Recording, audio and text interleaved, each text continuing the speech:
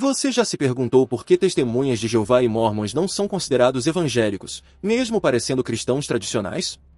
No trecho a seguir do podcast Inteligência Limitada, o teólogo Luiz Saião e o pastor Douglas Gonçalves explicam de forma clara e profunda por que esses grupos estão fora da tradição cristã evangélica, apesar das semelhanças externas. Eles falam sobre a origem desses movimentos, suas crenças exclusivistas, a negação da divindade de Jesus, o uso de escrituras próprias e outras práticas que os distanciam da fé cristã histórica, aquela fundamentada na Bíblia e nos ensinamentos de Cristo. Fica comigo até o final e entenda por que parecem evangélicos, mas não são. Confere o trecho agora. Testemunho de Jeová tá onde aí? Então, não tá. Como assim? Porque os Testemunhas de Jeová são um grupo totalmente diferente de tudo. Surge quando? Testemunha de Jeová e Mormons estão fora da tradição evangélica, apesar de parecer evangélico. Eles, na verdade, é um movimento que começa no século XIX e existe uma coisa nesses movimentos religiosos que é a fascinação escatológica. O que quer dizer isso, né? Além desses elementos denominacionais, os grupos, por exemplo, se diferenciaram por teologia, o pessoal que gostava mais da soberania de Deus, da tradição calvinista e da liberdade humana, arminiana. E chega uma hora que o mundo começa a passar por crises muito sérias e difíceis de entender, o pessoal diz o quê? Chegou o fim do mundo. Então, alguns grupos surgiram nessa, vamos dizer, dimensão escatológica da fé. Os adventistas do sétimo dia surgiram assim. E as Testemunhas de Jeová foram fundadas por um homem chamado Charles Taze Russell. Isso quase no final do século XIX. E o que eles entenderam? Primeiro, que eles são um grupo exclusivo, que Deus concorda. A princípio, eles imaginavam que só 144 mil haveriam de ser salvos.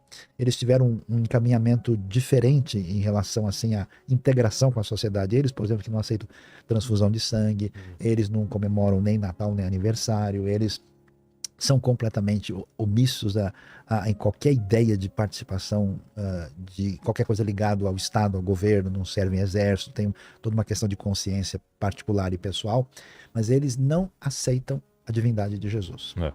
E eles produziram uma versão da Bíblia que só eles aceitam, que é chamado a versão Novo Mundo das Escrituras Sagradas.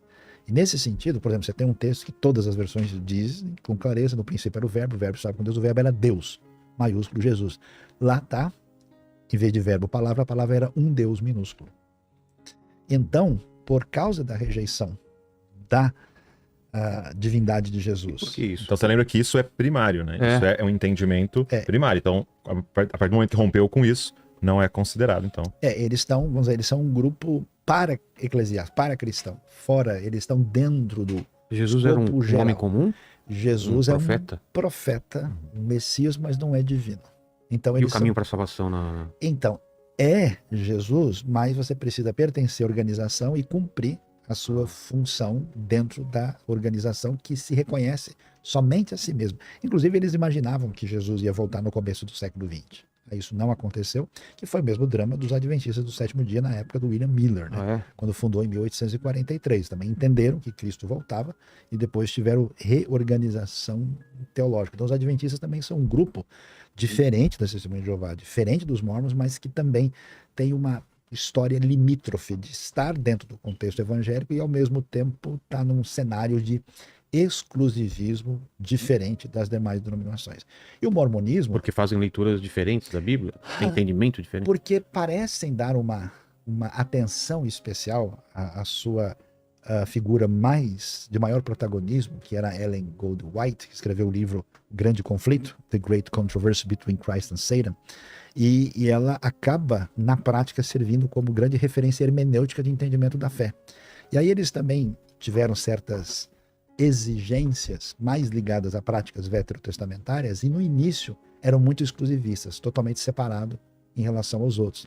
Hoje o movimento tem mudado bastante, tem dividido, inclusive tem adventistas mais fechados, mais abertos e tem até adventistas pentecostais, que chama adventista da promessa, né? Agora o mormonismo é um outro caminho. O mormonismo ele tem uma outra Bíblia, que é o livro de Mórmon. Além do livro de Mórmon, eles têm Pérola de Grande Valor e Doutrinas e Convênios. Mas em 2 Nefi 29:10, no livro de Mórmon, está escrito, se vocês têm uma Bíblia, não devem acreditar que a verdade está só nessa Bíblia e que não fiz com que se revelasse mais. Então a interpretação é que a Bíblia é incompleta. Precisa da sua contrapartida que fecha a revelação. Uma revelação lá no contexto de Israel e outra nas Américas, que são os livros que formam o livro de Mórmon, conhecido como o autoritativo. A história é que ele foi, né, ele foi em 2 igrejas, e elas até brigavam entre si, essas 2 igrejas, e ele lá em conflito em qual era certa, e aí de repente teve uma revelação, não, nenhuma tá certa, né? Eu vou te dar a certa, e ele tem um encontro, é o anjo Moroni? Moroni. E dá pra ele um livro dourado, né, e tem ali a revelação. E as placas douradas que ele traduz para o inglês, depois o anjo Moroni leva embora. Ninguém nunca viu. E aí fica essa tradição, tanto os mormons como os testemunhas de Jeová, desenvolve um jeito tão peculiar de ser que eles não estão incluídos dentro daquilo que a gente coloca da tradição cristã, mesmo incluindo católicos, ortodoxos, protestantes e evangélicos, todos estão aí. Esses grupos estão fora dessa sintonia mais fundamental. Manda uma pergunta aí sobre o que já foi falado, Lene. Bora lá. CCB. Tem uma pergunta aqui do Rafael Pimenta. Ele fala que é o seguinte, ó. É porque uma outra igreja, já que tu és Pedro, e sobre esta pedra edificarei a minha igreja. Mateus 16, 18.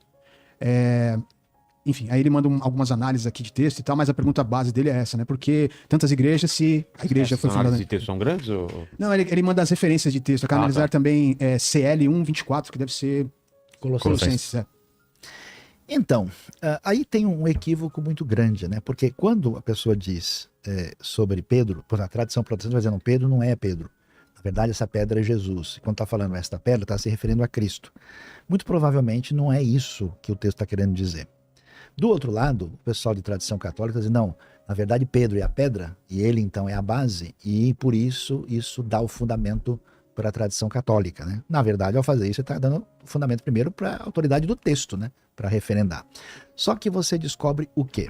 Primeiro, não é verdade que Pedro tem essa autoridade. Quando você chega na igreja de Jerusalém, basta você ler Atos 15, quem está na liderança da igreja é Tiago. Então, o Pedro não significa isso que as pessoas estão achando que ele significava. Segundo, Paulo escreve abertamente, eu encontrei o Pedrão, encontrei o Cefas, e eu quebrei o pau com ele, eu resisti na cara, porque quando chegou o pessoal da circuncisão, ele agiu de um jeito. Depois, quando chegaram os outros, ele... Então, quer dizer, que negócio é esse? Você não assume a sua postura como seguidor de Jesus? Então, assim, se é entendido que Pedro tem esse tipo de autoridade, esses outros textos ficam sem sentido. Então, por que está falando de Pedro? Porque Pedro é um elemento representativo daquilo que o Novo Testamento vai chamar de fundamento dos apóstolos. Nenhum dos apóstolos tem valor e poder em si. A palavra apóstolo é uma forma do grego, do verbo apostelo, que significa enviado, e enviado no sentido formal. Missionário, né? Traduz uma palavra hebraica chamada shaliach, que quando você mandava um emissário oficial em nome de alguém importante, esse era o apóstolo. Então, a validade dos apóstolos não está neles, mas está em Cristo Jesus, enquanto eles testemunham daquele que é o fundamento, que é Cristo. Não é nenhum deles, nem Pedro, nem Paulo. Aliás, o texto diz isso. Quem é Pedro? Quem é Paulo? Lá na briga dos coríntios. De novo, tá vendo? Estão brigando os coríntios. E aí, o que acontece? Não dá para usar esse texto à luz dos outros para dizer, ó, Pedro é uma autoridade. Isso, de novo, traz esse espírito coronelístico de pegar um indivíduo, de colocar no centro da coisa, quando, na verdade, o centro está na palavra e na pessoa de Jesus, e não em nenhum indivíduo. Nem Davi, nem Salomão, nem Pedro, nem Paulo, nem ninguém. E no contexto ali, Jesus está perguntando para eles, né? Quem vocês dizem que eu sou, né? E Pedro traz essa declaração por revelação do Pai, né? Tu és o Cristo, o Filho do Deus vivo, né? Então, a base de construção de toda a igreja é essa, né? Tu és o Cristo, ou seja, o Messias, Filho do Deus vivo, ou seja, Deus encarnado, né? Não dá para você dizer que Pedro é pedra nesse sentido de autoridade eclesiástica. É simplesmente isso. Mais uma enquanto eu vou ao banheiro. A Keila Maria, ela pediu para vocês falarem sobre sobre pregadores, né? Aí ela dá uns exemplos aqui do Rex Humbert, o Jimmy Swaggart e tantos outros que surgiram, né? Se vocês puderem falar um pouquinho. Douglas, aqui. Aí depois você começa com um movimento, por exemplo, aqui no Brasil mesmo, né? Essas denominações, até eu tava vendo sobre a Deus é Amor, por exemplo, né? O Davi Miranda, ele fazia parte da Assembleia de Deus, ele sai e começa Deus é Amor, até querendo ser um pouco mais rígido, até a Assembleia de Deus já era rígida, e buscando, né, uma rigidez maior ali das doutrinas, dos usos e costumes, né? Mas uma coisa que eles começaram a fazer é ir pra rádio, né? E aproveitar a mídia da rádio para evangelizar e pregar, e aí acontece isso com a Universal também, a ponto de comprar, né, a Record, e começa a massificar. Então você começa a ter esses pregadores, e o Jimmy Swaggart, né, era um pregador um dos mais ouvidos no mundo, né, ele tinha um programa de televisão que passava aqui no Brasil, as pessoas paravam para ver, mas que infelizmente, né, teve um escândalo aí moral, sexual, né, foi pego com uma prostituta, ele veio a público e confessou e tal, mas nunca mais voltou como era, né, ao ministério. Né? Ela citou também aqui o Rex Humbert, não sei Esse se eu não vocês... conheço. O Rex Humbert é um pouco anterior ao Jimmy Swaggart, e a coisa assim, é interessante que as denominações pentecostais mais antigas, elas tinham, que é muito comum no meio evangélico isso, uma resistência às novidades. Uhum. Então, por exemplo, logo no começo, tanto Davi Miranda, né, da Deus é Amor, também o Manuel de Mello, do Brasil para Cristo, logo começaram a usar muito rádio, né? Que algumas igrejas tinham resistência. Mas depois, do final dos anos 70, começo dos 80, começou-se o uso da televisão. Um dos pioneiros era o Rex Humbert, que era, vamos dizer, um pregador pentecostal moderado, né, que tinha até a família que participava, cantava e trazia uma mensagem basicamente evangelística. Mas, claro, não teve a mesma pegada e o impacto que o Jimmy Swaggart teve depois. Como vimos, apesar das semelhanças externas, testemunhas de Jeová e Mórmons estão fora da tradição cristã evangélica justamente por rejeitarem pilares centrais da fé bíblica, como a divindade de Jesus e a suficiência das Escrituras. É fundamental conhecermos essas diferenças para não sermos confundidos pela aparência de religiosidade, mas permanecermos firmes na verdade do Evangelho de Cristo. Se esse conteúdo te ajudou a entender melhor o assunto, curta o vídeo, se inscreva no canal e compartilhe com alguém que também precisa ouvir isso. Até a próxima!